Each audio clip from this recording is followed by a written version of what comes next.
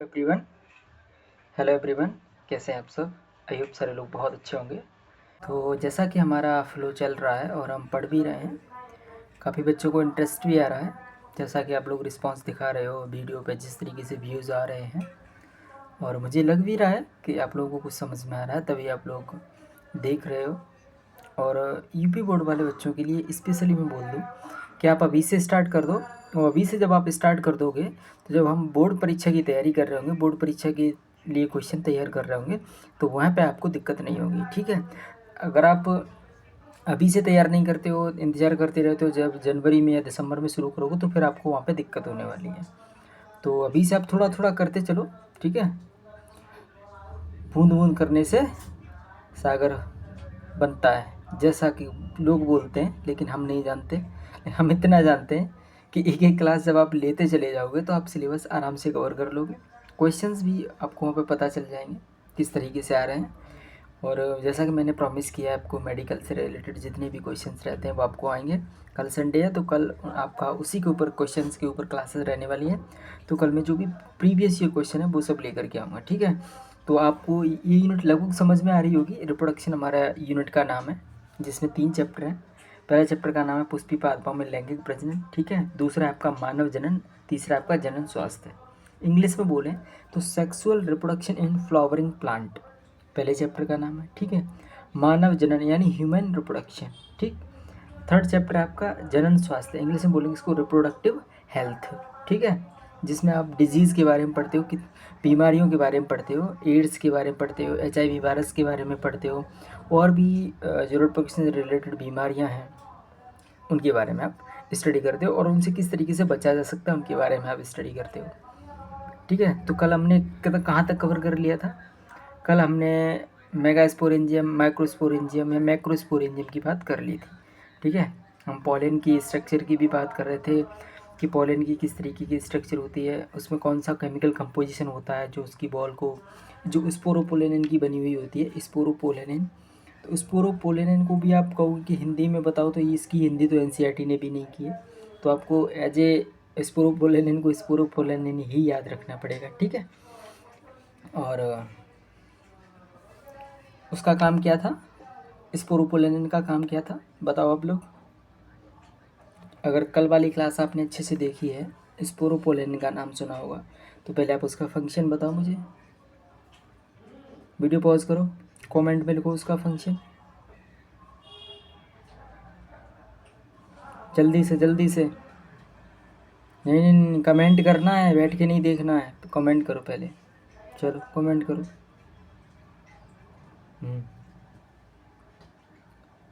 Sporopollenin क्या होता है, केमिकल होता है, ठीक है, जो पोलन की, जो पोलन ग्रेन है हमारा, ठीक है, उसकी जो आउटर लेयर है और उसमें पाया जाता है, ठीक है।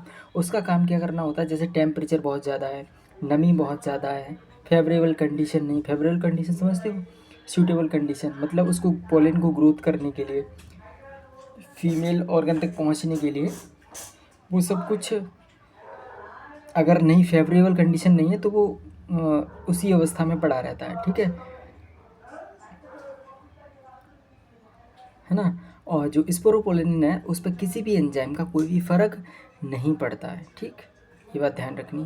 कोई भी, जितनी भी डिग्रेडेबल एंजाइम है, यानी उसको तोड़ने वाले एंजाइम है, तो किसी भी एंजाइम का उस पर कोई भी फ़र्क नहीं पड़ता है, ठीक है।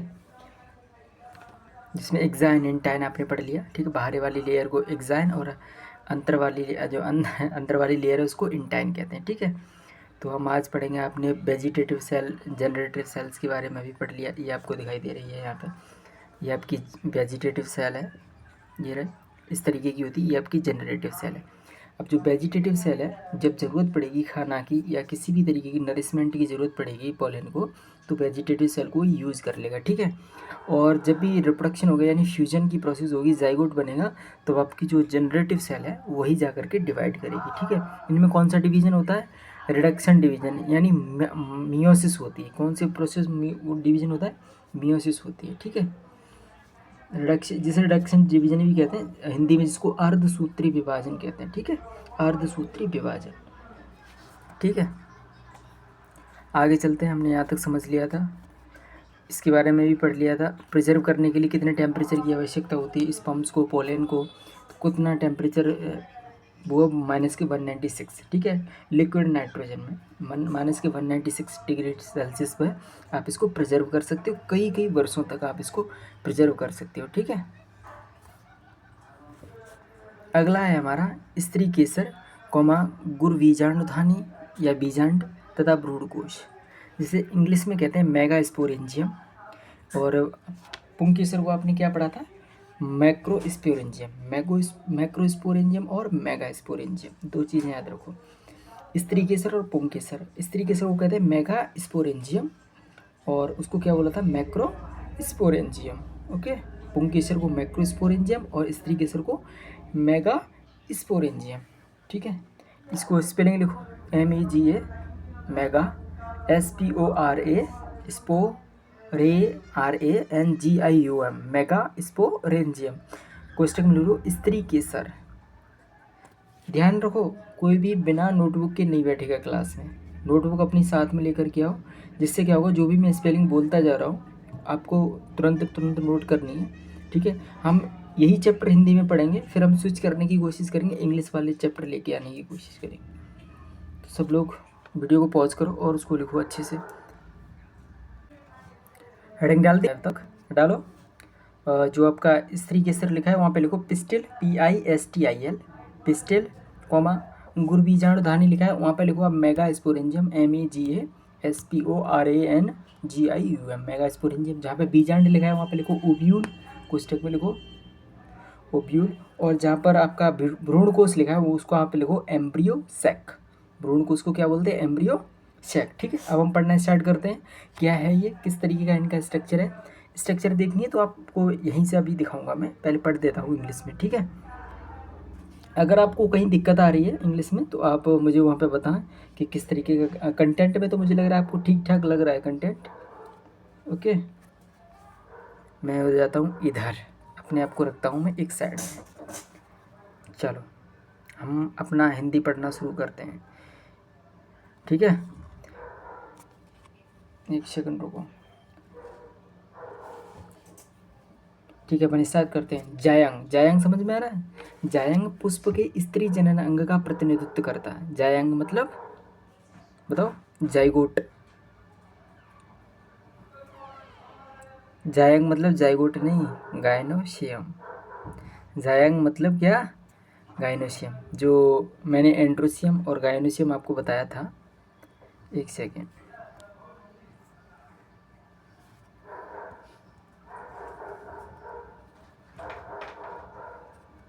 अब सही है। जायंग, अब मैंने आपको फीमेल रिप्रोडक्टिव ऑर्गन जब मैं पढ़ा रहा था पहली क्लास, आप लोग याद करो, जब मैंने बताया था जो रिप्रोडक्शन के लिए जो इसेंशियल ऑर्गन है जो रिप्रोडक्शन में हेल्प करते हैं, तो उन्हें हम क्या बोलते हैं, एंड्रोशियम और गायनोशियम बोलते हैं, ठीक है। तो जो गायनोशियम है उसको हिंदी में बोलते हैं जायंग, ठीक है। पुमंग और जायमे, यानी एंड्रोशियम को बोलते हैं पुमंग और गायनोशियम को बोलते हैं जायांग, ठीक है। एंड्रोशियम की स्पेलिंग आपको बताइए, ANDROECIUM, और जायांग की गायनोशियम GYANOECIUM, गायनोशियम। जायांग पुष्प के स्त्री जनंग अंग का प्रतिनिधित्व करता है। ये बात समझ में आ गई यहाँ तक ये लाइन, ठीक है। यानी ये फीमेल रिप्रोडक्टिव ऑर्गन है, ठीक है। जायांग एक स्त्री केसर यानी पिस्टिल, एकांडपी मतलब, एकांडपी बताओ, मोनोकार्पिलरी, जिसे क्या बोलते हैं, मोनोकार्पिलरी। एक अंडपी यानी एक ही क्या होगा, अंडपी, एक ही कार्पिल होगा, ठीक है। कार्पिल मतलब एक ही, जिसमें क्या होगी, गायनोशियम एक ही होगी, ठीक है। जायांग एक स्त्री केसर तथा पॉलीकार्पिल, ठीक है। पॉलीकार्पिलरी यानी मोनोकार्पिलरी और मल्टी कार्पिलरी होता है, ठीक है। मोनोकार्पिलरी और मल्टी कार्पिलरी, जिसमें एक से ज़्यादा जायांग हो सकते हैं, ठीक है। जहाँ पर ये एक से अधिक होते हैं वहाँ स्त्री केसर आपस में संगलित, चलो आपस में संगलित यानी युक्तांडपी बनाते हैं, जिसे सिनकार्पस बोलते हैं, ठीक है। जायंग आपस में मिल जाते हैं तो वो सिनकार्पस प्रोसेस कहलाती है। देखो इंग्लिश बहुत सरल है, युक्तांडपी को बोलते हैं सिनकार्पस, SYNCARPUS, POUS या PUS, कुछ भी लिख लो आप, POUS वैसे राइट टर्म है, ठीक है। युक्तांडपी मतलब जुड़ा हुआ, ठीक है। युक्त मतलब समझते हो, जुड़ा हुआ हो सकते हैं, ठीक। या फिर वे आपस में स्वतंत्र यानी वियुक्तांडपी, फ्री हो सकते हैं।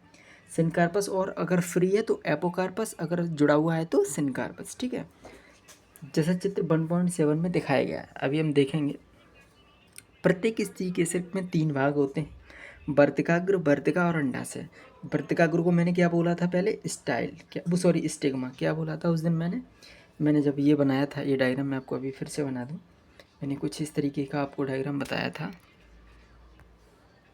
मैंने गायनोसियम का जब मैं डायग्राम बना रहा था, जिसमें देखो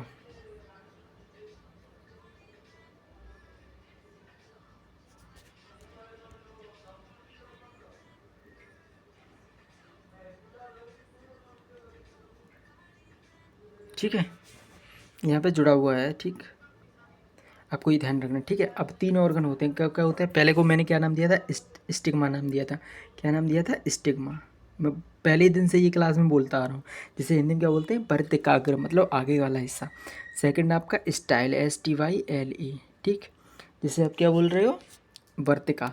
ठीक है, third stigma, style and ovary, OVARY। ठीक है, भ्रूण।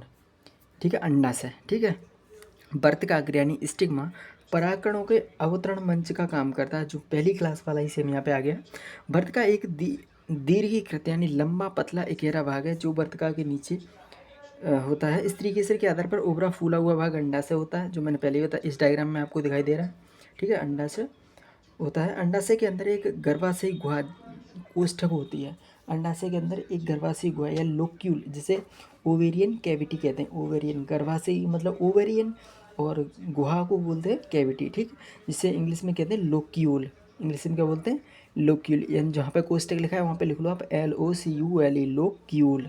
ठीक है, अब लोक्यूल कहते हैं। ठीक है, गर्भाशयी गुहा के अंदर की ओर अपरा नाड़ स्थित होती है, प्लेसेंटा। नाड़ जानते हैं, नाड़ी समझते हैं आप लोग, नाड़ी शब्द आसानी से समझते होंगे। तो यहाँ पर नाड़ शब्द आप समझ गए होंगे। अपरा प्लेसेंटा जिसे कहते हैं। प्लेसेंटा, आप कहोगे कि प्लेसेंटा कहाँ पे है, अगर आप कहा मैं प्लेसेंटा पूछूं तो कहाँ पे है, पेट के बीचों बीच, पेट के बीचों बीच जो है नाभि जिसे कहते हैं हिंदी में नाभि, वो इसे प्लेसेंटा कहते हैं। बॉटनी की भाषा में क्या बोलते हैं, उसे प्लेसेंटा कहते हैं। ठीक है, अपरा जिसे हिंदी में अपरा नाड़ कहते हैं।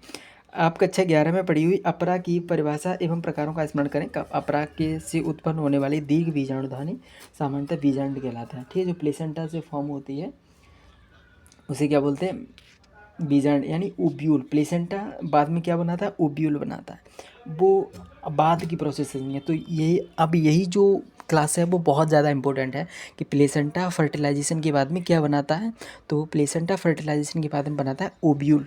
ठीक है, क्या बनाता है, ओब्यूल, जिसे हिंदी में कहते हैं बीजांड। ठीक, बीजांड।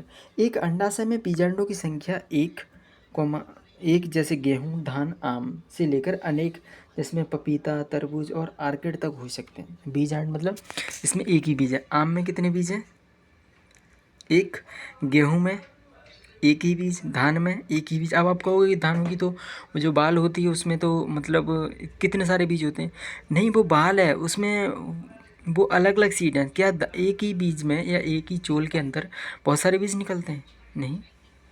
अभी गेहूं का सीज़न चल रहा है, अभी गेहूं की कटाई स्टार्ट हो गई है, तो अब आप देख भी सकते हो गेहूं की बाल को लेकर के, उसमें जो एक गेहूं है दाना है उसके साथ क्या एक से ज़्यादा दाने हैं, नहीं है ना। अब जैसे पपीता को आप देखोगे तो पपीता में बहुत सारे दाने निकलते हैं, तरबूज में बहुत सारे दाने निकलते हैं, जैसे ऑर्किड है उसमें भी बहुत सारे दाने निकलते हैं, जिसमें एक और एक से अधिक तक हो सकती है। किसकी, बीजांड यानी ओब्यूल की संख्या एक या एक से अधिक हो सकती है। ठीक है, चलते हैं।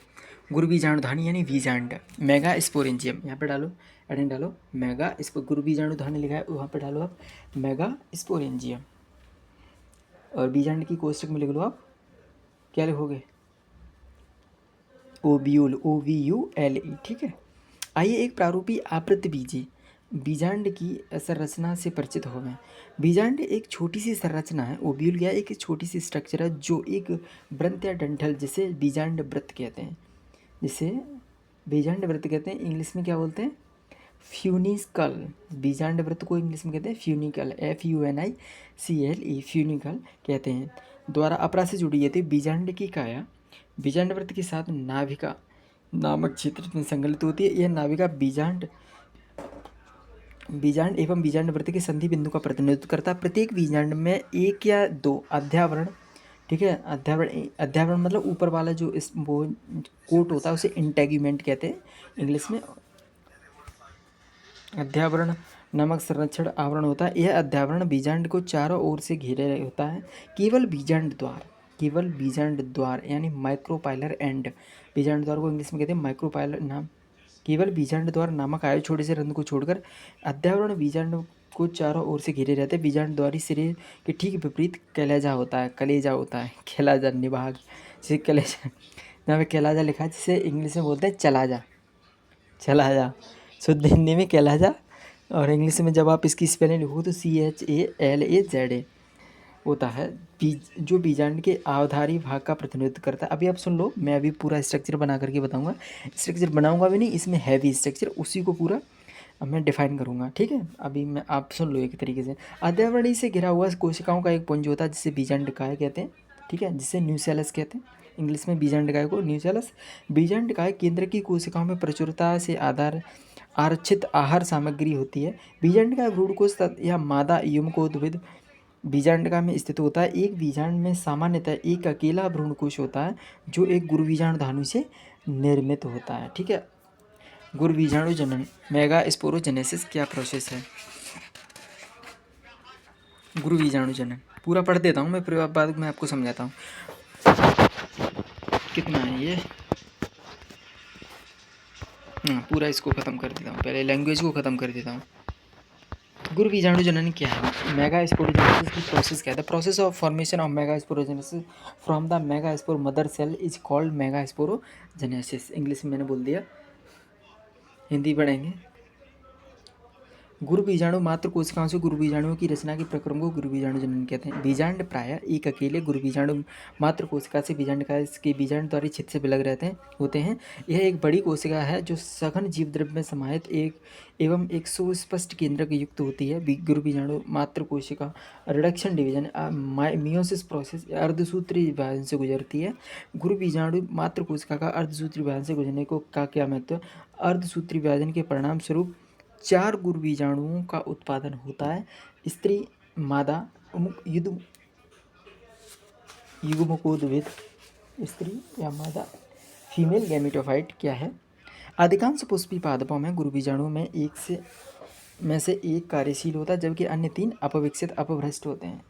एक फंक्शनल होता है, बाकी सारे कैसे होते हैं? नॉन फंक्शनल होते हैं, ठीक है। केवल कार्यशील गुरुबीजाणु यानी जो ओनली वर्क करती है वही फीमेल गैमेटोफाइट के रूप में विकसित होता है। एक अकेले गुरुबीजाणु से भ्रूणकोश से बनने की विधि को एक बीजाणु विकास कहा जाता है। बीजांडकाय की कोशिकाओं गुरुबीजाणु मात्र कोशिका क्रियाशील गुरुबीजाणु सूत्रगुणता क्या होती है? मैं आपको वो बतानी, सूत्रगुणता यानी कितने न्यूक्लियस होते हैं, तो वो आपको MMC न्यूक्लियस बताना है, ठीक है। आइए भ्रूणकोश के निर्माण का थोड़ा और विस्तार से अध्ययन करें। क्रियाशील गुरुबीजाणु के केंद्रक समसूत्री विभाजन के द्वारा 2 केंद्र की न्यूक्लियाई बनाते हैं जो विपरीत ध्रुवों की ओर को चले जाते हैं। 2 न्यूक्लियाई भ्रूणकोश की रचना करते हैं। 2 अन्य क्रमिक समसूत्री केंद्रीय विभाजन के परिणामस्वरूप 4 केंद्रीय न्यूक्लिएट और तत्पश्चात 8 केंद्रीय न्यूक्लिएट भ्रूणकोश की संरचना करते हैं। यहाँ पर यह ध्यान देना महत्वपूर्ण है कि ये सूत्री विभाजन सही अर्थों में मुक्त केंद्रक न्यूक्लियर है जो केंद्रकीय विभाजन से तुरंत ही कोशिका की भित्ति रचना द्वारा नहीं अनुपालित किया जाता। 8 न्यूक्लिएट चरण के पश्चात कोशिका भित्ति की नींव पड़ती है जो विशिष्ट मादा एम्कोद्भिद भ्रूणकोश के संगठन का रूप ले लेती है। भ्रूणकोश के भीतर कोशिकाओं के वितरण का अवलोकन कीजिए। 8 में से 6 न्यूक्लियाई भित्ति कोशिकाओं से घिरी होती हैं और कोशिकाओं में संयोजन रहते हैं। शेष बचे 2 न्यूक्लियाई ध्रुवीय न्यूक्लियाई कहलाते हैं जो अंड उपकरण के नीचे बड़े केंद्र की कोशिका में स्थित होते हैं, ठीक है। इन्हीं डायग्राम में सब कुछ समझाऊँ जो मैंने पढ़ा है ना, जितना मैंने अभी जो खटखट बोला है वो इन्हीं डायग्राम से है पूरा। भी मैं आपको सारे डायग्राम पढ़ाऊँगा। पहले ये और रह गया, उसको और खत्म करते हैं। भ्रूणकोश के अंदर कोशिकाओं का वितरण विशिष्टतापूर्ण होता है। बीजाणुधारी सिरे पर 3 कोशिकाएं एक साथ समूहीकृत होकर के अंड उपकरण या समुच्चय का निर्माण करती हैं। इस अंड समुच्चय उपकरण के अंतर्गत 2 सहायक कोशिकाएं तथा एक अंड कोशिका निहित होती है। बीजाणुधारी छोर जिसे तंतु रूप समुच्चय कहते हैं पर एक विशेष सहायक कोशिकी स्थूलन होने लगती है जो सहायक कोशिकाओं में पराग नलिकाओं को दिशा निर्देश प्रदान करने में महत्वपूर्ण भूमिका निभाता है। 3 अन्य कोशिकाएं निभागी छोर पर होती हैं, प्रतिव्यासांत एंटीपोडल कहलाती हैं। बृहद केंद्र की कोशिका जैसा कि पहले बताया गया में 2 ध्रुवीय न्यूक्लियाई होता है। इस प्रकार से एक प्रारूपी आवृत्त बीजी भ्रूणकोश परिपक्व होने पर 8 न्यूक्लियस 7 कोशिकीय होता है। ठीक है, अब पूरा ये इसको होने के बाद में अब हम समझते हैं कि ये प्रोसेस क्या है। मैंने आपको गायनोसियम के बारे में बताया कि गायनोसियम क्या है, अभी नहीं बताया। गायनोसियम के आपने 3 पार्ट सुने होंगे। जो मैंने पहले स्ट्रक्चर बनाई थी वो स्ट्रक्चर ये वाली है, वाली स्ट्रक्चर ये है। असलियत में वो ये स्ट्रक्चर होती है, आप लोग यहाँ पे देख सकते हो। ठीक, इस स्ट्रक्चर को देख लो, असलियत में ये है। तो ये आपका क्या हो गया, वर्तिकाग्र हो गया। ठीक, वर्तिकाग्र, जिसको आपने क्या बोला था, स्टिग्मा। क्या बोला था जिसको, स्टिग्मा। ये आपकी स्टाइल होगी, ये आपकी ओवरी होगी। ये आपका जो पुष्पासन ऐसे इंग्लिश में क्या बोलते हैं, थैलेमस। ठीक है, जो मैंने कल वाली क्लास में आपको बताया था, सेकंड क्लास में आपको वो मिल जाएगा। ये क्या बोलते हैं, थैलेमस बोलते हैं। क्या बोलते हैं इसको, थैलेमस बोलते हैं। ये आपका गायनोसियम आपको समझ में आ गया। गायनोसियम में 3 पार्ट है, स्टिग्मा, स्टाइल एंड ओवरी। ठीक, अब इसमें युक्तांडपी। युक्तांडपी आप कहोगे ये युक्तांडपी क्या होता है, जिसमें गायनोसियम जुड़े हुए हैं, फ्यूज्ड फॉर्म में हो, तो वो इस तरीके की स्ट्रक्चर बनाते हैं। ठीक, जो वर्तिकाग्र वो स्टिग्मा उस तरीके का दिखाई देता है, और जो गायनोसियम है वो कुछ इस तरीके की दिखाई देती है। ठीक, कहीं में क्या होती है, अलग अलग होती है। तो जहाँ पे युक्तांडपी, इसको क्या बोला था हमने, सिनकार्पस बोला था। युक्तांडपी इसको हमने क्या बोला था, सिनकार्पस, SYNCARPOUS, सिनकार्पस स्ट्रक्चर बोला था। ये और जहाँ पे अलग अलग होती है इसको क्या बोला था हमने, एपोकार्पस। APOCARPOUS, apocarpous. ठीक, एपोकार्पस एंड सिनकार्पस, आपको समझ में आया। चलो ठीक, अब पढ़ते हैं ये जो बीजांड के बारे में हम जो पढ़ रहे थे वो है क्या। अब बीजांड में कौन कौन सी स्ट्रक्चर क्या क्या होती है वो अभी हम पढ़ते हैं। देखो कौन सी स्ट्रक्चर क्या होती है, उसका फंक्शन क्या होता है, पूरी हमने जो लैंग्वेज पढ़ी वो अब हम समझते हैं। ये आपका एक ओब्यूल है। क्या है आपका, ओब्यूल, बीजांड। यहीं से क्या, इसी से फर्टिलाइजेशन के बाद हम बनेगा बीज। ठीक है, इससे फर्टिलाइजेशन के बाद हम क्या बनेगा, बीज बनेगा। अब हम पढ़ समझते हैं कि जो हाइलम है ये एक प्रवेश द्वार होता है, यानी एंट्री होती है यहाँ से, किसकी, मेल, किसकी, नहीं, हाइलम का काम क्या करना, सपोर्ट करना होता है। ठीक है, हाइलम क्या करता है, इसको सपोर्ट करता है। ठीक, किसको सपोर्ट करता है, ये ओब्यूल को सपोर्ट किए रहता है। ठीक, हाइलम का काम क्या करता है, ये ओब्यूल को सपोर्ट किए रहता है, लटकाए रहता है। अब है फ्यूनिकल, और एक है माइक्रोपाइलर एंड। देखो इसमें 2 एंड होते हैं, बीजांड में 2 एंड होते हैं। एक सेकंड, इसमें 2 एंड होते हैं। पहला होता है माइक्रोपाइलर एंड, एक होता है चलाजल एंड।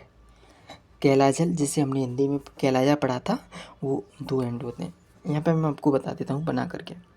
इसको हम इस तरीके से बना लेते हैं।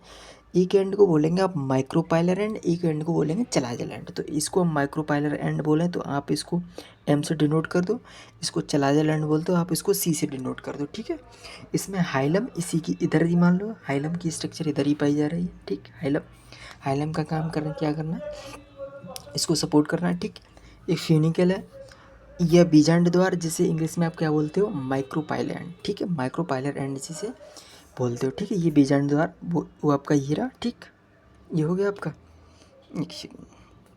ये आपका हो गया बीजांड द्वार, बीजांड द्वार। ठीक, माइक्रोपाइलर एंड। यहाँ से क्या होगा कि जो मेल जो पोलन है वो यहाँ से एंट्री करने वाला है। ठीक है, तो जब वो माइक्रोपाइलर पोल हो जाएगा, इसमें क्या होगा, अपना एक न्यूक्लियस होगा, इसमें क्या होगा, खुद का एक न्यूसेलस होगा। अब देखो बीजांड द्वार आ गया, बीजांड द्वार ईश्वरा हो गया। बाह्य आवरण, बाहरी आवरण ये आपको हो गया। बाह्य आवरण को आपने क्या बोला था, जो बाहरी आवरण है इसको आपने क्या नाम दिया था, बताओ जल्दी बताओ। जो बाहरी आवरण है इसको क्या नाम दिया था हमने,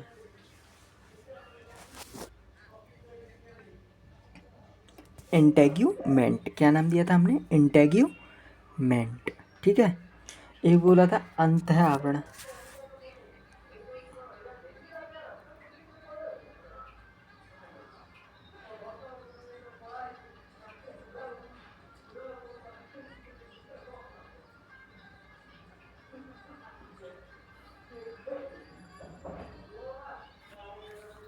ठीक है। एक होता है बाह्य आवरण, एक होता है अंत्य आवरण।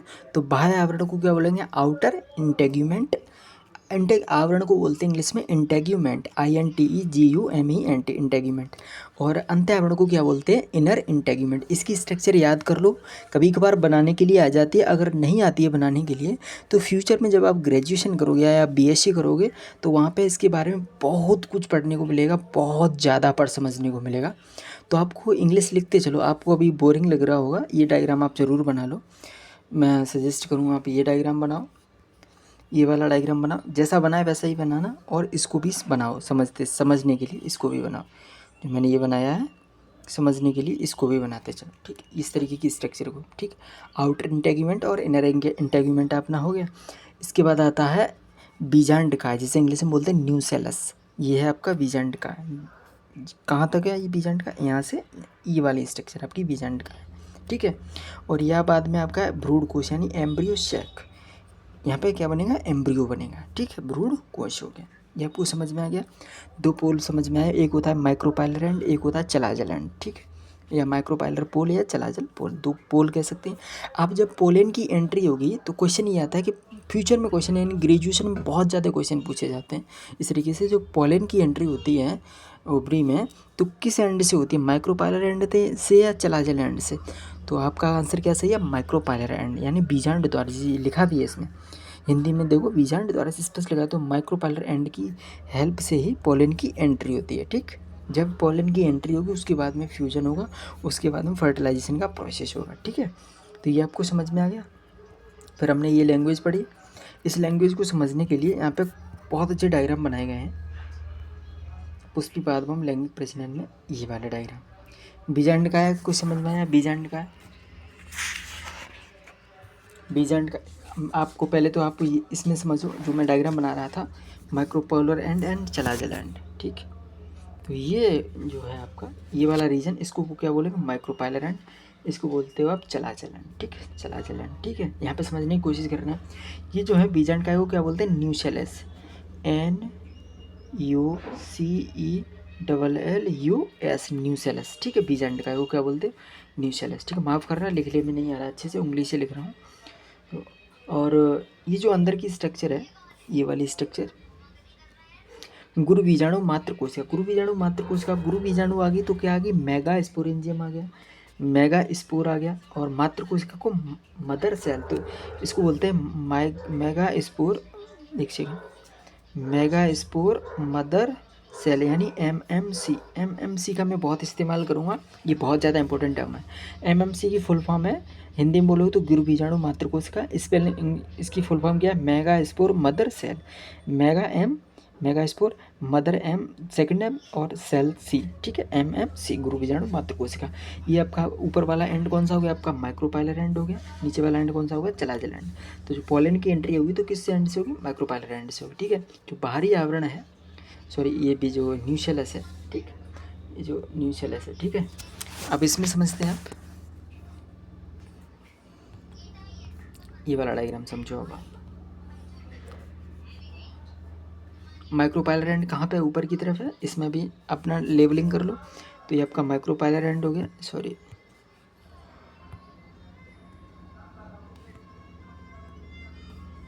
यहाँ पे आपका माइक्रोपाइलर एंड हो गया, यहाँ पे आपका चलाजल एंड होगा, ठीक है।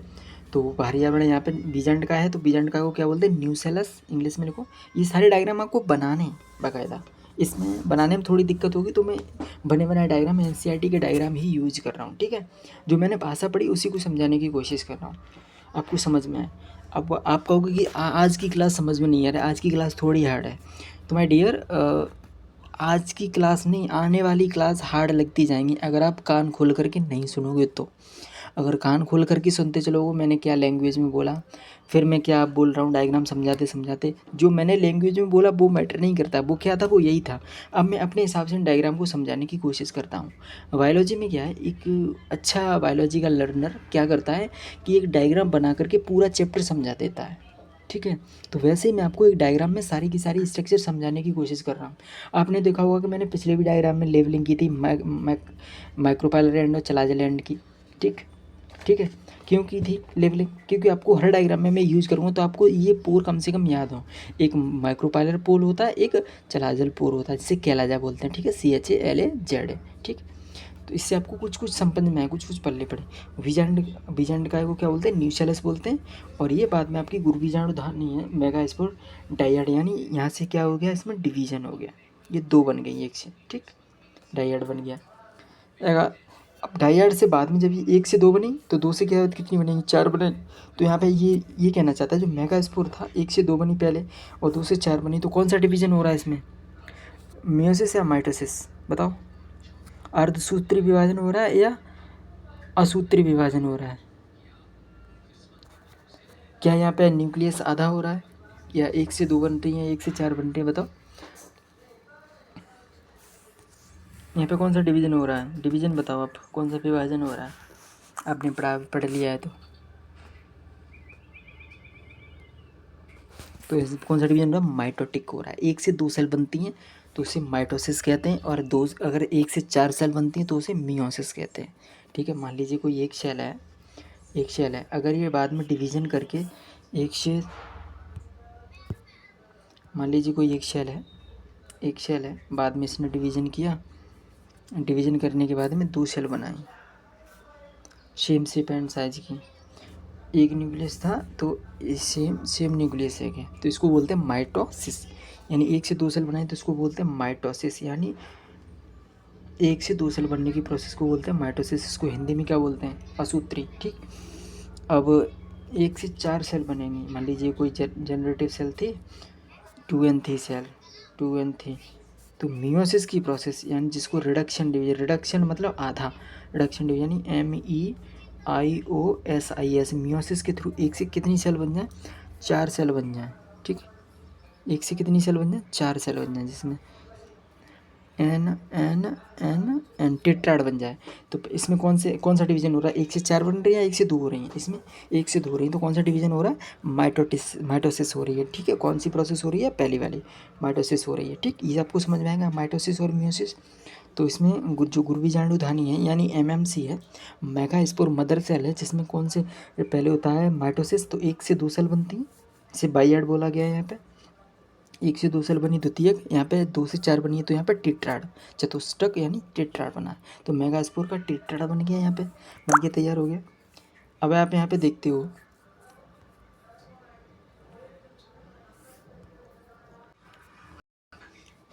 अब यहाँ पे जब टेट्राड बन गया तो किस तरीके से डिवीजन इसमें दिखाया गया, तो आप यहाँ पे देखो, सिंपल सा बहुत ही अच्छे से दिखाया गया है लोगों ने। पहले 2 न्यूक्लियस थे, एक की तरफ माइक्रोपाइलर एंड की तरफ, एक चेलाजल एंड की तरफ, ठीक है।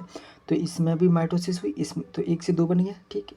Micropylar chalazal, micropylar end chalazal, micropylar end और माइक्रोपाइलर चेलाजल, सी एम, ठीक। ये आपको समझ में आ गया। पहले ये सिंगल न्यूक्लियस था, सिंगल माइक्रोपाइलर एंड की तरफ, एक सेल से यहाँ इसमें 2 बनी, फर्दर प्रोसेसिंग के थ्रू कौन सा डिवीजन हुआ, माइटोसिस हो रही है, ठीक।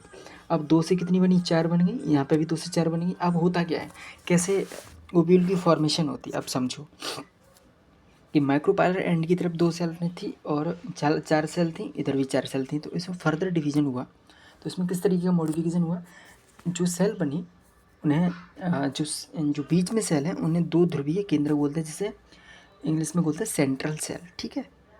ये आपकी क्या बन गई, सेंट्रल सेल, यहाँ पे आपकी क्या बन गई, सेंट्रल सेल बन गई, ठीक, सेंट्रल सेल बन गई, ठीक। सेंट्रल सेल में बाइपोलर न्यूक्लियर है, ठीक, बाइपोलर यानी 1 से ज़्यादा न्यूक्लियस, तो बाइपोलर न्यूक्लियस हो गया, ठीक है। ये तरह जो बनी यानी चलाजल एंड की तरफ सेल बनी, उन्हें बोलते हैं प्रतिव्यासांत, यानी इंग्लिश में बोलते हैं antipodal cells.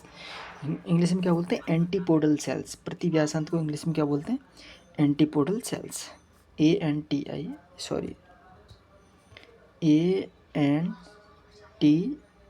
ANTIPO, antipodal cell, ठीक। प्रतिव्यासांत कोशिकाएं बनी, ठीक।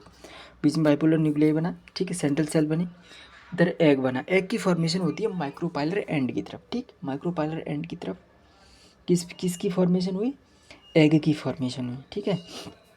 अब ये क्वेश्चन पूछा जाता है कि जो एग बनता है फर्दर डिवीजन के थ्रू ओव्यूल में, जो एग बनता है किसकी तरफ बनता है, तो किसकी तरफ बनता है, माइक्रोपाइलर एंड की तरफ बनता है। चलाजल एंड की तरफ कौन सी सेल्स बनती है, एंटीपोडल सेल्स बनती हैं, ठीक है। चला जाएगा। अब ये डायग्राम बाद में रिवर्स होगा, जब ये रिवर्स होगा तो ये ऊपर चला जाएगा, ये नीचे आ जाएगा, ठीक। तो ये आपकी जो एंटीपोडल सेल्स बनी, इधर ये आपकी सिनर्जिड बनी है, जुड़ी हुई सेल्स बनी है सिनर्जिड, सहायक कोशिकाएं बनी। अब सहायक कोशिका जैसा आपको नाम से समझ में आ रहा होगा कि जब जब न्यूट्रिशन की ज़रूरत पड़ेगी, किसको, एग सेल को, जो एंड बना है, इसको जब जब खाने की ज़रूरत पड़ेगी तो सबसे पहले इन्हीं को खाएगा। किनको खाएगा? सहायक कोशिकाओं को। और इनका काम ही यही है कि जब इनको भूख लगे तो तुम अपना त्याग कर दो, ठीक है। क्यों खाएगा भाई, इनको क्यों खाएगा, उसको भूख क्यों लगेगी? क्योंकि उसको बाद में डिवीज़न करना है, विभाजन करना है, और विभाजन के थ्रू एक मैच्योर एग बनाना है, मैच्योर ओवरी बनानी है, ठीक है। उसको काम करना है, जिसको काम करना है वो खाएगा खाना, और जो काम नहीं करेगा वो कुछ नहीं खाएगा, ठीक है। अब यहाँ से समझो, हमने पढ़ लिया 1 से 2 सेल बनी, 2 से 4 सेल बनी, फर्दर 4 सेल में माइक्रोपाइलर एंड की तरफ सिनर्जिड सेल बनी और एग बना। चलाजल एंड की तरफ एंटीपोडल सेल्स बनी, जो आपको यहाँ पे दिखाई दिया। बीच में क्या बनी? सेंट्रल सेल बनी, जिसमें बाइपोलर न्यूक्लियस आपको दिखाई दिया, ठीक। इतना समझ में आया। उसके बाद में अब ये घूम गया डायग्राम, ये घूमा तो इधर आपका क्या आ गया? माइक्रोपाइलर एंड आ गया। इधर आप, मैं इसको ऐसे लिख दूँ तो कोई दिक्कत तो नहीं?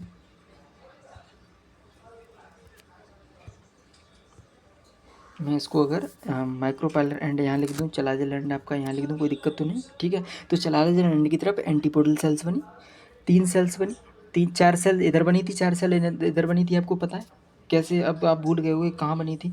इस ये वाला डायग्राम देखो, इसमें 4 सेल बनी है, तो 4 सेल में 3 सेल ऊपर की तरफ चली जाती हैं, 3 सेल नीचे की तरफ रह जाती।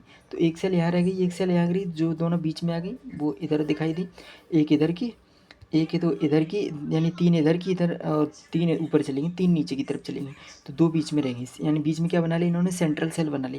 बीच में सेंट्रल सेल बना ली, तो बीच वाली जो सेल बची हैं, तो 3 सेल ऊपर की तरफ चलेंगे, जो ऊपर की तरफ सेल गई उन्हें एंटीपोडल सेल बोला गया, नीचे की तरफ आई इन्हें सिनर्जिड सेल बोला गया, सहायक कोशिकाएं बोला गया, ठीक।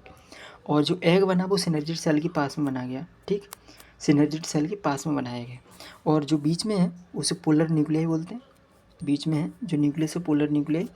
केंद्रीय कोशिका यानी सेंट्रल सेल यहाँ पे बनी, ये जो कोशिका बनी इसको सेंट्रल सेल बोला गया, ठीक, सेंट्रल सेल बन गया। यहाँ पे आपका एग बन गया, एक सेकेंड, एग आपका ये बन गया, ठीक। एग किसके पास बना है? सिनर्जिड सेल के पास आपका एग की फॉर्मेशन होगी। तो जो आपने भाषा में पढ़ा था वो ये है, कुल मिला के ये आपका डायग्राम है। अगर आप ही समझ में नहीं आएगा तो मैं बना करके बता देता हूँ आपको एक एक चीज़। एक सेकंड रुकना।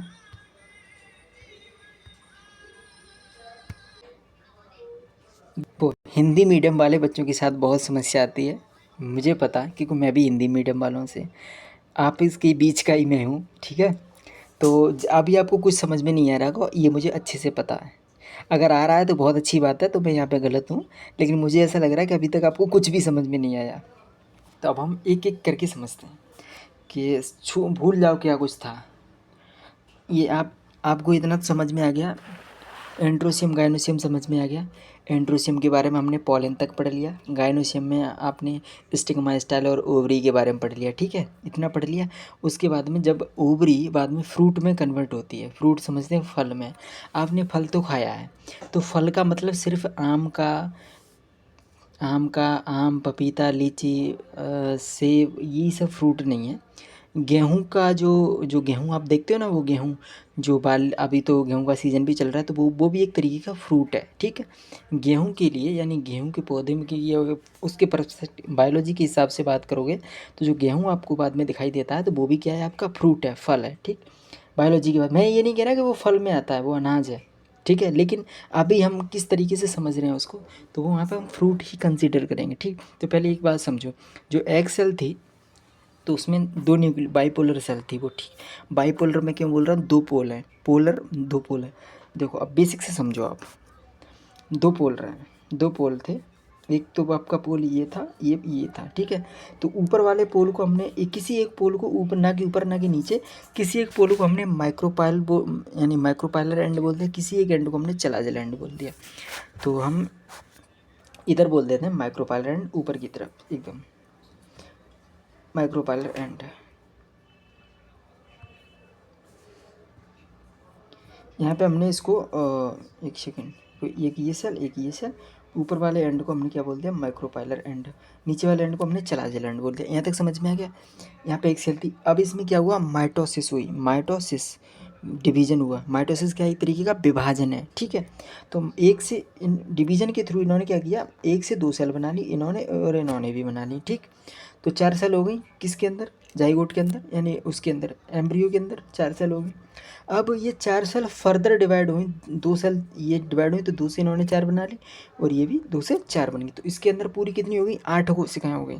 अब 8 कोशिकाएँ, 3 कोशिकाएँ ऊपर की तरफ चली जाती हैं, 3 कोशिकाएँ नीचे की तरफ चली जाती हैं। फर्दर 3 इधर आ गई, 3 आपकी ऊपर चलेंगी, ठीक है। 3 और 3 6 हो गई, 2 आपकी बीच में रहेंगी। तो जो बीच में थी उन्होंने एक जुड़ करके एक सेल बनी जिसे हमने सेंट्रल सेल का नाम दिया। किसका नाम दिया हमने, इसको सेंट्रल सेल का नाम दिया, ठीक है। सेंट्रल यानी केंद्र की केंद्रीय कोशिका का नाम दिया, ठीक। जिसमें जो 2 न्यूक्लियस थे उनको बाइपोलर न्यूक्लियर कहा, ठीक है। जो कोशिका नीचे की तरफ आ गई उन्हें एंटीपोडल सेल कहा गया, प्रतिव्यासांत कोशिका कहा गया। जो कोशिका ऊपर की तरफ चली गई यानी उन्हें सिनर्जिड सेल यानी सहायक कोशिकाएं कहा गया, ठीक। और एग बना, इसमें से सिनर्जिड सेल और एग सेल्स का फॉर्मेशन हुआ, ठीक है। तो 8 हो गई पूरी। अब 8 में फर्दर क्या हुआ कि जो एंटीपोडल सेल, अब यहाँ पे हमने जब न्यूक्लियस को घुमाया अपने अकॉर्डिंग, उसको हमने घुमाया, तो घुमाने के बाद में हमने ये देखा कि कुछ इस तरीके से हमारे सामने आया। जो एंटीपोडल सेल ऊपर की तरफ चली गई, ठीक, एक सेकंड, ये ऊपर की तरफ आ गई एंटीपोडल सेल्स, ये नहीं। अब नीचे की तरफ आई, ऊपर की तरफ अगर एंटीपोडल सेल गई तो ऊपर कौन सा एंड हो गया, माइक्रोपाइलर एंड और चलाजेल एंड। तो ऊपर की तरफ कौन सा हो गया, चलाजेल एंड, ठीक है, सी। एक सेकंड, कौन सा एंड हो गया, सी, चलाजेल एंड। नीचे की तरफ जो सहायक कोशिकाएं हैं तो उधर कौन सा होगा, माइक्रोपाइलर एंड हो गया। तो माइक्रोपाइलर एंड हो गया। तो जो इसमें एक पोर होता है जिसे जैसे हमने कौन सा, यहाँ पे एक पोर होता है इस जगह पे, जिसमें हमने क्या नाम दिया, माइक्रोपाइलर यानी माइक्रोपोर का नाम दिया, ठीक है। तो यहाँ पे एक छिद्र होता है, ठीक। तो यहाँ से क्या हुआ, एग आकर के इसमें एंट्री कर गया, ठीक, एंट्री कर गया। यहाँ पे 3, इसमें से 3 सेल में 2 सेल तो आपकी सिनर्जिड सेल बन गई, एक सेल भी आपकी क्या बन गई, एग सेल बन गई, ठीक है। और बीच में क्या बन गया आपका, बाइपोलर न्यूक्लियर और सेंट्रल सेल का फॉर्मेशन हो गया, ठीक। यहाँ तक आपको समझ में आ गया, ठीक है। यहाँ तक आपको समझ में आ गया, बस इतना ही समझना था। अब फर्दर क्या क्या डिवीज़न होते हैं वो हम आगे बात करेंगे, ठीक है। क्या क्या विभाजन होते हैं, अब ये बाद में क्या बनाती हैं, फर्टिलाइजेशन के बाद में वो, उसके बाद में क्या बनाती हैं, ठीक है। अब हमने एक चीज़ पढ़ी थी, 8 न्यूक्लियस इंटेट और 7 सेल्ड स्टेज। तो 8 न्यूक्लियस समझ में आ गए, 3 न्यूक्लियस इधर आ गए, 3 न्यूक्लियस इधर आ गए, 6, और 2 न्यूक्लियस बीच में हो गए, तो 8 न्यूक्लियस हो गए। 7 सेल, 7 सेल हैं, 3 कोशिकाएं ऊपर की तरफ है, 3 कोशिकाएं नीचे की तरफ, तो 6 सेल हो गई। और एक कोशिका बीच में जिसे अपने सेंट्रल कोशिका का नाम दिया, और 7 सेल है। तो जो the large central cell mentioned earlier has 2 polar nuclei. Thus, the typical angiosperm embryo sac at maturity of 8 nucleate is 7 celled. नहीं समझ में आया।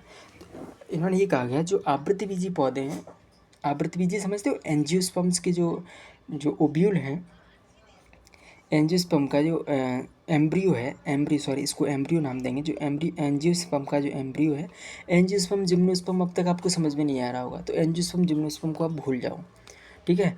तो जो आप फल खाते हो ना, तो फल का जो एम्ब्रियो होता है, जो भ्रूण होता है, उसमें 8 न्यूक्लियस होते हैं, 7 कोशिकाएं होती हैं। जबकि पहले हमने क्या पढ़ा था, एक कोशिका में 1 न्यूक्लियस होता है, ठीक है। तो यहाँ पे क्या हुआ कि 8 न्यूक्लिएट स्टेज और 7 सेल्ड स्टेज बन गई। तो आज इसमें 8 न्यूक्लियस है, न्यूक्लियस आपने गिन लिए, 3 न्यूक्लियस ऊपर की तरफ, ठीक, 3 न्यूक्लियस आपके इधर है, 3 न्यूक्लियस आपके इधर है, 3 3 6, 2 न्यूक्लियस आपके बीच में है, तो 8 न्यूक्लियस हो गए। कोशिका कितनी है, 3 न्यूक्लियस, हर न्यूक्लियस एक एक अपनी कोशिका ऊपर बना रहा, तो 3 कोशिका ऊपर, 3 कोशिका नीचे, 6, और एक कोशिका बीच में जिसे सेंट्रल सेल का नाम कहा गया। इसका मतलब 8 न्यूक्लियस और 7 सेल्ड स्टेज बनेगी, 7 कोशिका की स्टेज बनेगी। अब हम पढ़ते हैं फर्दर पॉलिनेशन की स्ट्रक्चर की। पॉलिनेशन क्या है, परागण क्या है, ये बेटा बहुत ज़रूरी है। अगर ये प्रोसेस नहीं होगी तो ना बगीचे में फूल खिलेंगे, चाहे आप कितना भी पानी दे लो, चाहे कितना भी अच्छा मौसम बना लो, अगर परागण की प्रक्रिया नहीं होगी तो ना फूल खिलेंगे, ना फल निकलेंगे। जब फूल ही नहीं खिलेंगे तो फल नहीं बनेगा, फल नहीं बनेगा तो हम भूखे रह जाएंगे, ठीक है।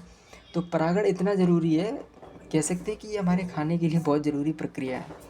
इसके बारे में भी पढ़ते हैं कि परागण क्या है, कि किस तरीके की ये प्रक्रिया चलती है, कैसे परागण होता है, किस तरह इसके प्रकार कितने हैं और ये क्यों ज़रूरी है। ठीक,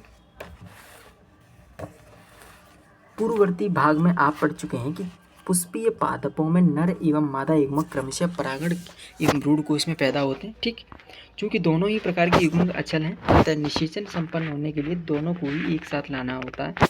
ये कैसे संपन्न हो, इस उद्देश्य की प्राप्ति के लिए परागण एक प्रक्रम है। ठीक है, परागण परागकोश के झड़ने का स्त्री केसर वर्तिकाग्र तक स्थानांतरण या संचरण को परागण कहते हैं। ठीक है, पॉलिन का स्टिग्मा तक पहुँचना, स्टिग्मा स्टाइल अब तक तो आप अच्छे से समझ चुके होंगे। पॉलन का स्टिग्मा तक पहुंचना, उसी प्रोसेस को क्या बोलते हैं, परागण कहते हैं। ठीक है, चाहे आप अपने हाथों से लेकर के जाएं वहाँ तक, देखो कई तरीके के डिफरेंट तरीके के पुष्प होते हैं। ठीक है, तो कुछ पुष्प हैं, कुछ वैरायटी ऐसी हैं जो अपने आप ही मेल और फीमेल ऑर्गन होते हैं वो एक ही पुष्प में होते हैं। तो उसमें जब एक ही पुष्प में है तो वो अपने आप ही पॉलिनेशन की प्रोसेस करें, थोड़ी सी हवा चलेगी तो जो पॉलन है, तो आपने देखा होगा इस स्ट्रक्चर में, जब आप देखते हो जो पॉलन थे वो झड़ कर के पास पहुँच गए थे, पास पहुँच जाएंगे तो क्या होगा, स्टिग्मा पे जाके अटैच हो जाएंगे।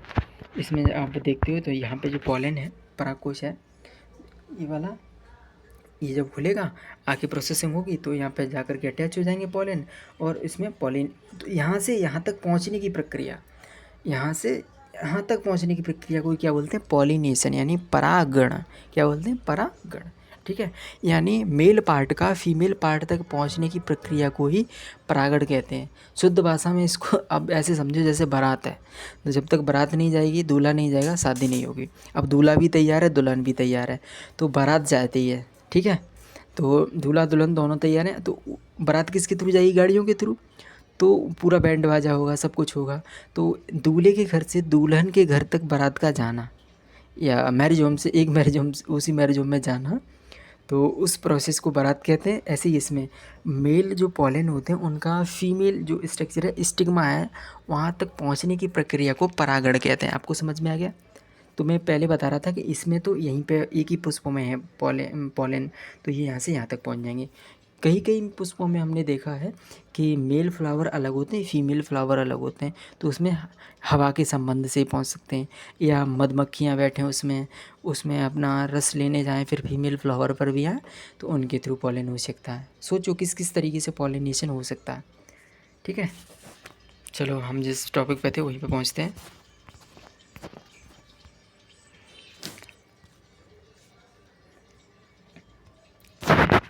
ये रहा परागण के प्रकार।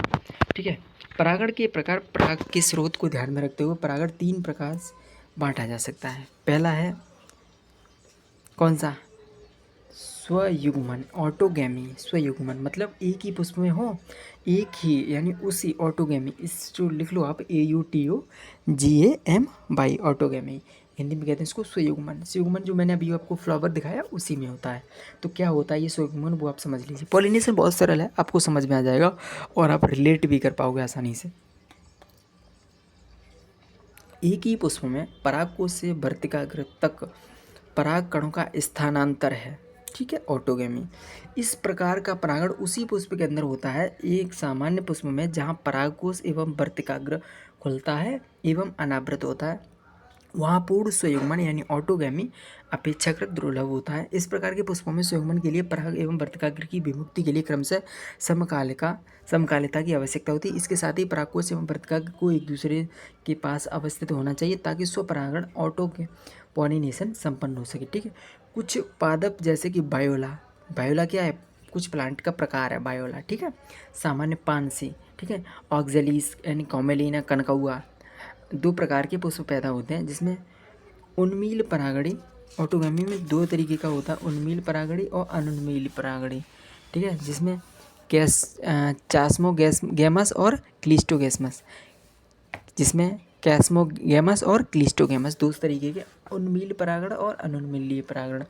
तो उन्मील परागणी क्या होते हैं, पुष्प अन्य प्रजाति के पुष्पों के समान ही होते हैं जिसके परागकोश एवं वर्तिकाग्र अनावृत होते हैं, तथा अनुन्मीली पुष्प कभी भी अनावृत नहीं होते हैं। इस प्रकार के पुष्पों में परागकोश एवं वर्तिकाग्र एक दूसरे बिल्कुल नज़दीक स्थित होते हैं। जब पुष्प कालिका में परागकोश स्फुटित होते हैं तब परागण वर्तिकाग्र के संपर्क में आकर परागण को प्रभावित करते हैं। अतः अनुन्मील परागणी पुष्प सदैव स्वयुग्मक होते हैं, क्योंकि यहाँ पर वर्तिकाग्र पट क्रॉस या पर परागण अवतरण के अवसर नहीं होते हैं। क्रॉस पॉलिनेशन और सेल्फ पॉलिनेशन नहीं होता है इसमें, ठीक है। उन्मील परागणी पुष्प सुनिश्चित रूप से यहाँ तक कि परागण की अनुपस्थिति में बीज पैदा करते हैं। क्या आप सोच सकते हैं कि अनुन्मील पौधों में को इसके क्या फ़ायदे या हानि है और क्यों? एक अब पॉलिनेशन पहला आपने पढ़ा लिया, क्या पढ़ा? पहला आपने पढ़ा ऑटोगैमी। अब आप पढ़ते सजातीय परागण, फिर आप पढ़ते हो परनिषेचन। सजातीय परागण को बोलते हैं जीटोनोगैमी, ठीक है, GAITONOGAMI, जीटोनोगैमी। और एक होता है जीनोगैमी, ठीक है। अब पॉलिनेशन के कारक क्या क्या होते हैं, पॉलिनेशन कौन कौन कराता है, उनके बारे में पढ़ेंगे, ठीक है। तो ये बहुत ही सिंपल है पॉलिनेशन पढ़ना, ठीक। एक सेकंड। पॉलिनेशन बहुत सरल है, अगर आप अपने आप से भी समझोगे पूरी भाषा को समझ के तो वो भी आपको समझ में आएगा। तो क्या मैं आप के लिए छोड़ दूँ कि पॉलिनेशन आप आराम से समझ जाएंगे, एक डायग्राम बना करके छोड़ दूँ, फिर मैं आगे बढ़ूँ? बहुत सरल है, कुछ नहीं करना है, थोड़ा दिमाग खुला रखना है और सब कुछ समझ में आ जाएगा आपको। चलो मैं आपके लिए छोड़ता हूँ, पहले आप एक सेकंड छोड़ तो दूँ, आप पढ़ोगे कहाँ से? पहले देखो, ये आपके सामने आ गया परागण। आप पहले वीडियो को यहाँ पे पॉज करो, एंड पॉज मतलब बंद करो, और इस भाषा को पढ़ो। पहले परागण यहाँ से यहाँ तक पढ़ो, पूरा जितना आपको दिख रहा है वो पूरा पढ़ो। पढ़ लिया? चलो अब आप इसको यहाँ तक पढ़ो। परागण के प्रकार 3 प्रकार के होते हैं, ऑटोगैमी, जीटोनोगैमी और जीनोगैमी, ठीक है। ऑटोगैमी में 2 तरीके का परागण होता है, उन्मील परागण और अनुन्मील। उन्मील परागण क्या होता है, जिसे चेस्मोगैमस कहते हैं, और अनुन्मील को कहते हैं क्लिस्टोगैमस। फ्लावर उन्मील परागण क्या होता है, flower which are similar to flower of other species with exposed anthers on stigma. Cleistogamous में flower which do not open at all in such flower anther stigma lie close to each other, ठीक है। उन्मील परागण में क्या होता है और अनुन्मील परागण में क्या होता है? उन्मील परागणी पुष्प अन्य प्रजाति के पुष्पों के समान ही होते हैं। जैसे मान लीजिए एक तरफ गुलाब का फूल है, एक तरफ गेंदे का फूल है, ठीक है।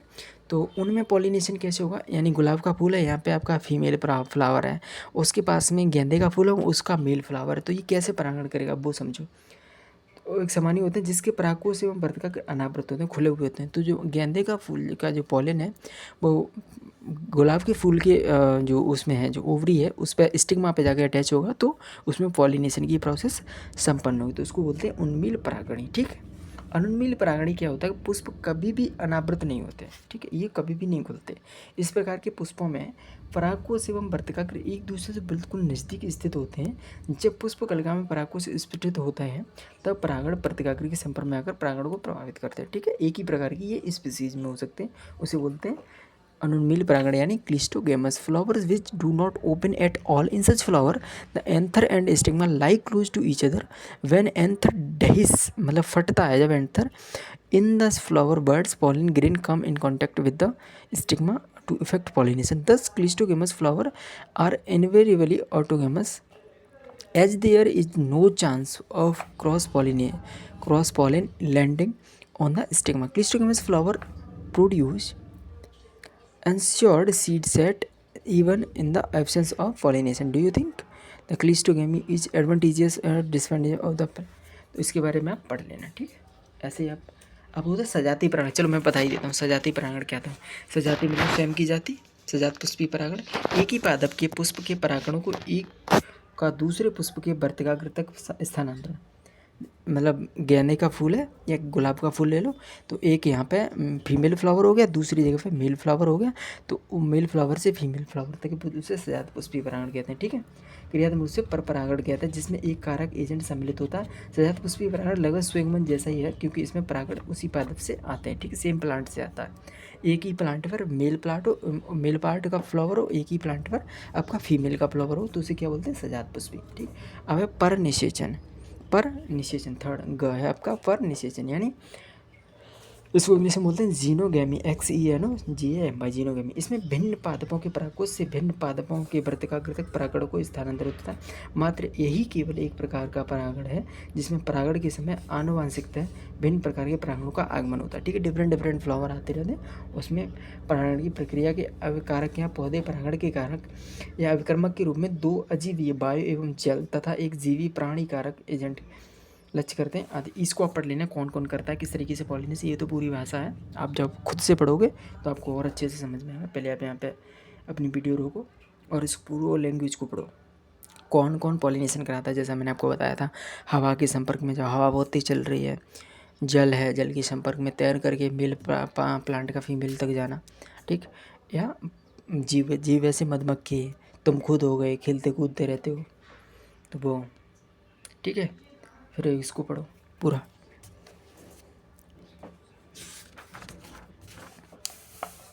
पढ़ लिया। फिर इसको पढ़ो, इस प्रोसेस को पढ़ो पूरा। वीडियो पॉज करो और पढ़ो।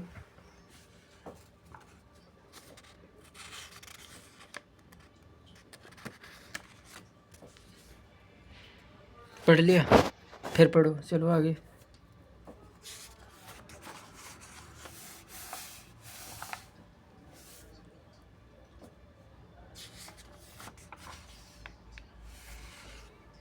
पढ़ लिया, चलो इसको पढ़ो, वीडियो रोक के पढ़ते जाओ। एजेंट पढ़ने कुछ नहीं, उसमें समझ जाने के लिए कुछ भी नहीं है, सिर्फ भाषा पढ़नी है आपको और खुद से बहुत अच्छे से समझ जाओगे आप। जो समझाने के लिए था वो मैंने समझा दिया आपको। यहाँ पे वीडियो रोको, फिर पढ़ो।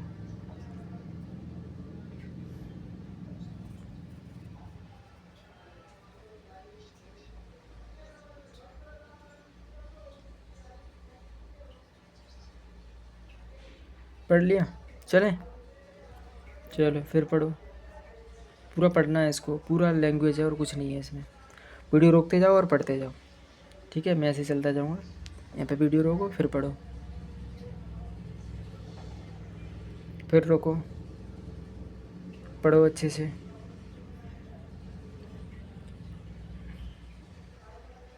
यहाँ पे रोको,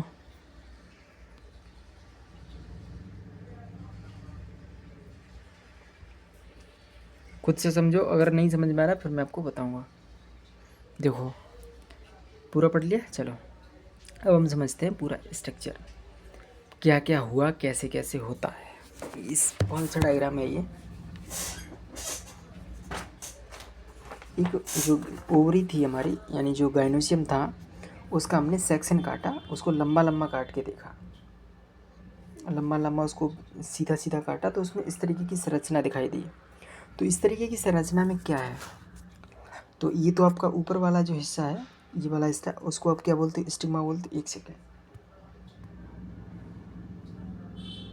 ऊपर वाले हिस्से को आप क्या बोलते हो, स्टिग्मा बोलते हो, ऊपर वाले को। इस भाग को क्या बोलते हो, स्टाइल बोलते हो, इस भाग को क्या बोलते हो आप, ओवरी बोलते हो, ठीक है। ये फूला हुआ हिस्सा ओवरी कहलाता है, ये ये नली स्टाइल कहलाती है, और ऊपर वाला हिस्सा जहाँ पे पोलन आके अटैच रहते हैं उसे स्टिग्मा कहते हैं, ठीक है। स्टिग्मा, स्टाइल एंड ओवरी, ये आपको समझ में आ गया, ठीक। जो ये नली आई है इसे परागकण नली कहा गया, जिसे पोलन ट्यूब कहते हैं इंग्लिश में। पोलन, जो पोलन को लेकर के आई है, पोलन क्या है, फीमेल पार्ट है, पोलन ट्यूब आई। अब पोलन ट्यूब आई है तो किधर से एंट्री करेगी, अब ये घुसने के लिए किससे एंट्री करेगी, माइक्रोपाइलर एंड से या चलाजल एंड से, बताओ आप लोग। तो ये एंट्री करेगी माइक्रोपाइलर एंड से, जहाँ पे माइक्रोपोर होता है। ये एंट्री यहाँ से देखो, अगर आपको दिख भी रहा होगा तो इसने कहाँ से आकर के इधर से एंट्री की, यहाँ पे ये माइक्रोपाइलर एंड है, ठीक। जहाँ माइक्रोपाइलर एंड है वहाँ पे सिनर्जिड सेल्स होती हैं, हेल्पर सेल, उधर ही क्या होती हैं, एंड कोशिका यानी एग सेल होती है। बीच में पोलर न्यूक्लियाई जो दिखाई दे रहे होंगे, ऊपर एंटीपोडल सेल है यानी प्रतिव्यासांत सेल है। तो वो पूरा इस तरीके से रहता है। तो पोलन आता है तो पोलन ट्यूब बनाते हुए ऐसे इस तरीके से माइक्रोपाइलर एंड से क्या करता है, एंट्री करता है। जैसे ही एंट्री होगी पोलन की, उसके बाद में क्या होगा, पहले जाइगोट बनेगा, फिर फर्टिलाइजेशन की प्रोसेस होगी, ठीक। तो देखो अब इसकी एंट्री होती है यहाँ से इसने एंट्री ली, केंद्रीय कोशिका, अंडकोश केंद्रक, जीवद्रव्य कला, सहायक कोशिका और तंतु उपकरण।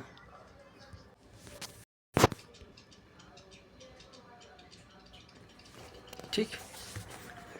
अब देखो यहाँ पर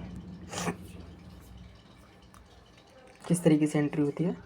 ये आपकी सेंट्रल सेल बन गई यहाँ पे, ठीक। इधर आपकी सिनर्जिड सेल थी, इधर ये आपकी एग सेल बनेगी, ठीक है। ये आपकी एग सेल है, अंड केंद्र का बन गया, ठीक है। ये आपकी सिनर्जिड सेल सहायक कोशिका हुई। यहाँ पे फिलामेंटस स्ट्रक्चर तंतुरूपी उपकरण बन गया, यानी फिलीफॉर्म एपरेटस से कहते हैं जिसे। इधर से मेल गैमीट आया, ठीक, इधर से मेल गैमीट आया। वेजिटेटिव सेल इसमें थी, ठीक, मेल गैमीट आया, इसमें वेजिटेटिव सेल थी।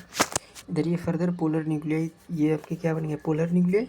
इधर आपके मेल गैमीट आपके, इधर है आपके मेल गैमीट्स आ गए। जब आपके मेल गैमीट आ गए तो एग से जा करके फ्यूजन करेंगे, जिससे क्या बनेगा, जाइगोट बनेगा। जब आपके मेल गैमीट आ गए, एन एन हैप्लॉइड हैप्लॉइड, ये भी आपका एन मेल गैमीट, ये भी आपका हैप्लॉइड। तो जो ये स्ट्रक्चर बनाएंगे यहाँ पे जाइगोट बनाएंगे। क्या बनाएंगे यहाँ पे, जाइगोट बनाएंगे। ये कितना 2 न्यूक्लियस होगा, ठीक है। ये एन एन एन, ये गैमीट, मेल गैमीट, फीमेल, ये आपका क्या है, मेल गैमीट है। ये आपका इसको फीमेल मान लो, इसको मेल गैमीट मान लो। फ्यूजन की प्रोसेस हुई, जो मैंने कल बताया था वही है। यहाँ इसमें क्या बनाना है, जाइगोट, ZYGOTE, जाइगोट बना लिया, ठीक। 2n लाइक स्ट्रक्चर बना लिया। बाद में क्या होगा, फर्टिलाइजेशन होगा, ठीक। तो ये मैं यहाँ तक तो पहुँच ही गए हैं, इसको पढ़ो अच्छे से। पॉलिनेशन के बाद कौन कौन सी प्रोसेस होती हैं, पोलन ट्यूब बनती है, फिर उसके बाद में एक प्रोसेस आती है आर्टिफिशियल, क्या आती है, आर्टिफिशियल हाइब्रिडाइजेशन, यानी संकरीकरण, आर्टिफिशियल हाइब्रिडाइजेशन। संकरण, कृत्रिम संकरण, कृत्रिम संकरण। देखो, एक प्रजनक भिन्न प्रजातियों की क्रॉसिंग ओवर। और वही बात आ गई, जब तक आप पॉलिनेशन नहीं पढ़ोगे तब तक ये चीज़ समझ में नहीं आएगी। आई होप आपने पॉलिनेशन की प्रोसेस को पढ़ लिया होगा अच्छे से, ठीक है। जब आपने पॉलिनेशन अच्छे से पढ़ लिया है, जब आपने पॉलिनेशन अच्छे से पढ़ लिया तो मैं एक चीज़ समझाता हूँ आपको। संकरण क्या है, संकरण क्या होता है, हाइब्रिड होता है। हाइब्रिड क्या होता है, मान लीजिए एक वैरायटी आपने टोमेटो की ले ली, एक वैरायटी आपने पोटैटो की ले ली, तो क्या हुआ, आपस में जब आप फ्यूजन कराओगे तो हाइब्रिड बन जाएगा, ठीक है। यानी मेल आपका आपने पोटैटो का ले लिया और फीमेल पार्ट आपका टोमेटो का था, ठीक है। तो जो हाइब्रिड, जो मिलाओगे, जब इनका फ्यूजन कराओगे तो ये हाइब्रिड बनेगा, ठीक। क्योंकि हमने किया, इंसान ने किया, तो वो कैसा होगा, आर्टिफिशियल हो गया। तो वैसे ही उसी को वो समझोगे। तो एक प्रजनक भिन्न प्रजातियों की संकरण में तथा वाणिज्यिक रूप से सर्वोत्तम श्रेणी में की अपेक्षित विशिष्टता वाले जनन संपाक में रुचि रखते हैं। कृत्रिम संकरणीकरण यानी आर्टिफिशियल हाइब्रिडाइजेशन फसल की उन्नति या प्रगतिशीलता कार्यक्रम के लिए एक प्रमुख उपागम है। इस प्रकार के संकरण प्रयोगों हेतु यह सुनिश्चित करना महत्वपूर्ण है कि केवल अपेक्षित परागों का उपयोग परागकण के लिए किया जाए तथा वर्तिकाग्र को संदूषण से बचाया जाए। यह उपलब्धि केवल बोरा वस्त्र तकनीक या वैगिंग टेक्निकी तथा विपुंसन तकनीकी द्वारा पाई जा सकती है। देखो, हमें पहले ये समझो कि हम हाइब्रिडाइजेशन क्यों बनाते हैं, हाइब्रिडाइजेशन की चीज़ें क्यों यूज़ करते हैं। आजकल तो हमारी गाय हाइब्रिड है, ठीक है, भैंस हमारी हाइब्रिड है। क्यों, क्योंकि दुग्ध उत्पादन क्षमता में बढ़ानी है, ठीक है। हमें उससे क्या करना, प्रोडक्शन जो दूध का दे रही है, मान लीजिए हमारी देसी गाय है तो वो 4 लीटर दूध अगर दे रही है, तो हम उसका प्रोडक्शन बढ़ाने की, दूध का उत्पादन बढ़ाने के लिए हम हाइब्रिडाइजेशन करा करके एक ऐसी गाय बनाते हैं। इस तरीके से एक नई बछिया को या गाय को तैयार करते हैं जिससे 4 लीटर की जगह वो 10 लीटर दूध दे, ठीक है। तो उसी को क्या करते हैं, कई तरीके के प्रयोगशाला में करते हैं। तो उसमें जैसे फ्लावर में आप, अच्छा ये फ्लावर में ये सब क्यों करते हैं, क्योंकि हमें प्रोडक्शन बढ़ाना है। गेहूं में आप कर सकते हो, तो जहाँ पर 10 क्विंटल यानी 5 क्विंटल या 2 क्विंटल का बीघा आपका गेहूं हो रहा है, प्रोडक्शन हो रहा है, तो वहाँ पे 2 क्विंटल को 5 क्विंटल में कन्वर्ट करने के लिए आप ये इस तरीके का कृत्रिम हाइब्रिडाइजेशन करते हैं, ठीक है। जिसमें बोरा वस्त्र बैगिंग करते हैं। बैगिंग क्यों करते हैं, ये मैं आपको शॉर्ट वीडियो में लेकर के आऊँगा कि बैगिंग प्रोसेस क्या है और इसको कैसे किया जाता है। इसमें करना कुछ नहीं होता है कि फीमेल जो पार्ट होता है उसको टैग करके बांध दिया जाता है और अपने हिसाब से पॉलिनेशन कराया जाता है। यानी उच्च जो क्वालिटी के जो पॉलिन होते हैं उनको ला करके हम स्टिग्मा पे डाल देते हैं, स्टिग्मा जा करके फ्यूजन करता है, तो उससे हाइब्रिड, यानी हमने डाला है और डाल करके उसके ऊपर फिर से कब क्या करते थे, बांध देते हैं, उसको बैग बांध देते हैं, जिससे हमें पता चलता है कि जो और पॉलिन है वो उसमें न जाए, जिससे हमने जो कराया है वो प्रोसेस पूरी अच्छे तरीके से हो। तो उसी प्रोसेस को क्या कहते हैं, बैगिंग टेक्निक कहते हैं, ठीक है। नहीं समझ में आओ तो दोबारा सुन लो, है ना, वीडियो पीछे करके, ठीक है। प्रीपोजिशन बुरावस्था कहते हैं। अब हमारा अगला टॉपिक है दोहरा निषेचन, डबल फर्टिलाइजेशन। अगला टॉपिक है हमारा दोहरा निषेचन। एक प्रोसेस तो हमने पढ़ ली फर्टिलाइजेशन, अब ये डबल फर्टिलाइजेशन क्या है भाई? फर्टिलाइजेशन के बाद फर्टिलाइजेशन या फर्टिलाइजेशन के साथ साथ फर्टिलाइजेशन?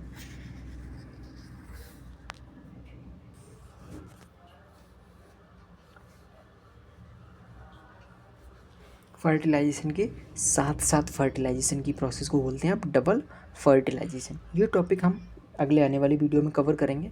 तो हमारी 3 वीडियो हो गई हैं अब तक, 3 क्लासेस हमारी कंप्लीट हो गई। इसमें हम 4 क्लासेस रखेंगे या 5 रखें, बताओ? 4 क्लास में इसको कवर कर दें या 5 क्लास में रखें? इसमें ज़्यादा है नहीं कुछ। डबल फर्टिलाइजेशन के बाद में आपका सीड बचा है और एपोमिक्सिस या पॉलीगमी बताएं, ठीक है। 4 क्लासेस में हम इसको कवर करेंगे। 4 क्लासेस में कवर होने के बाद अगला क्लास आपका आएगा मंडे को। कल संडे है, तो संडे को हम क्या करने वाले हैं? प्रैक्टिस करने वाले हैं क्वेश्चंस की, ठीक है। क्वेश्चन की प्रैक्टिस करने वाले हैं जो इस चैप्टर से रिलेटेड जितने भी क्वेश्चंस आए हुए हैं उन क्वेश्चंस को हम पढ़ने वाले हैं। किस तरीके से हम सॉल्व करते हैं उससे ये चेक होगा कि आप कितने क्वेश्चन के आंसर मुझे कर पाते हो, ठीक है।